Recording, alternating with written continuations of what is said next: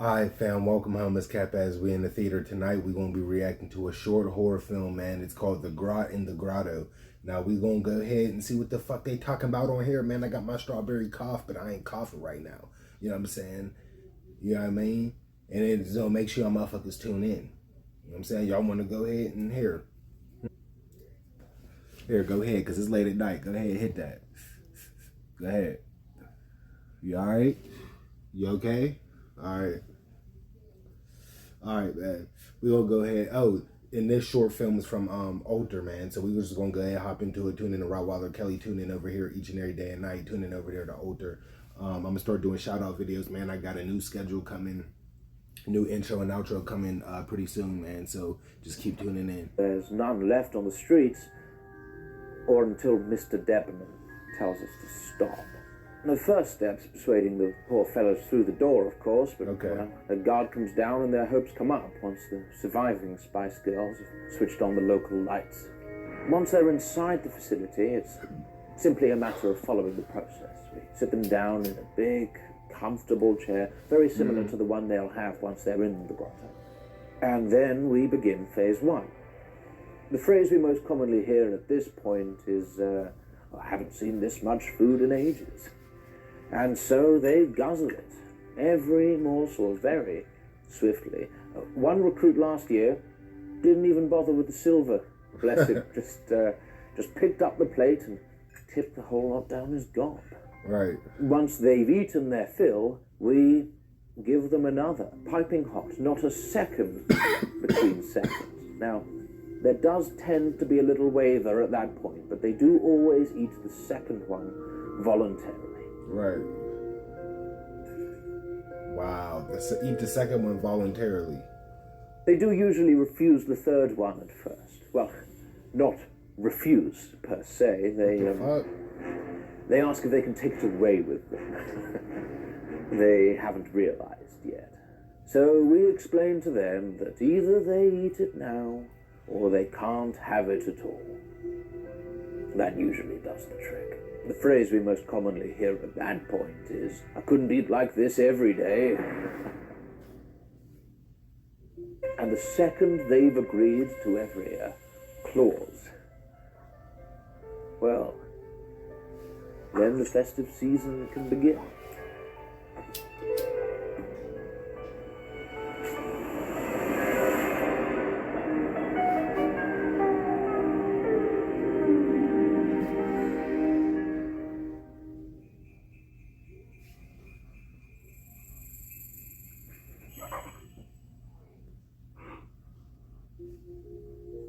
Now, I know what you're thinking. Why don't we just hire actors? Surely they're even more desperate for work than homeless people. Well, that is true. But we have a government mandate to fulfill. Really needed the most. Back into work. And that mandate doesn't really stretch to the arts. Check it. In any case, we pride ourselves on authenticity.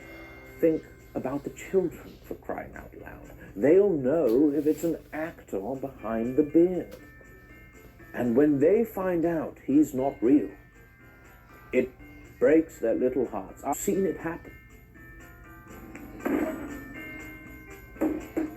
Check it again. Confusion, betrayal.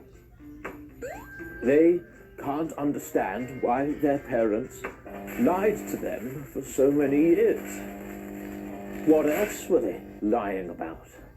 How many strangers' laps were they deceived into sitting on? It's for those children, your children, children across the country, that I founded this facility, because for their sakes, it's not enough for them to believe he's Santa. This shit is fucking wild, Santa man. has to believe it too.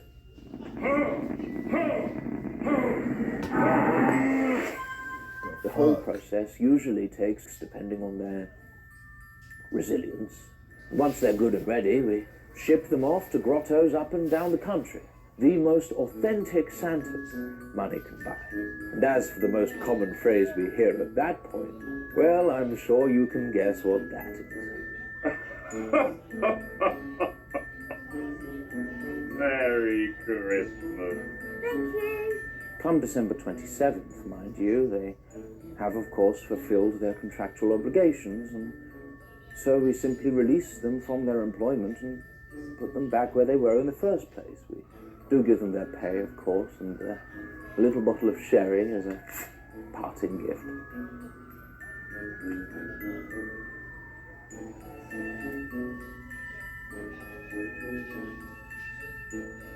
Outside season, they do begin to wilt. But the excess weight and leftover turkey can usually sustain them until February at least. Like, this is really fucking of course, weird. Many of them aren't really honestly. sure what to do with themselves for the rest of the year.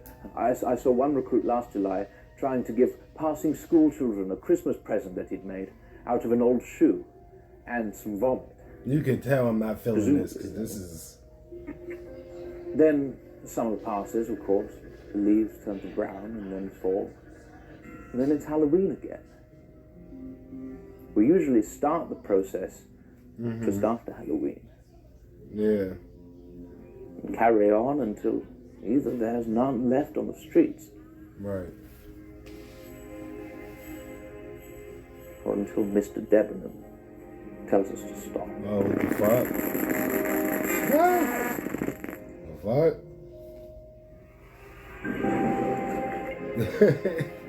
The fuck, bro? This shit was weird as fuck. Y'all motherfuckers tune into the channel. You know what I mean? Like, for real. Tune into the fucking channel.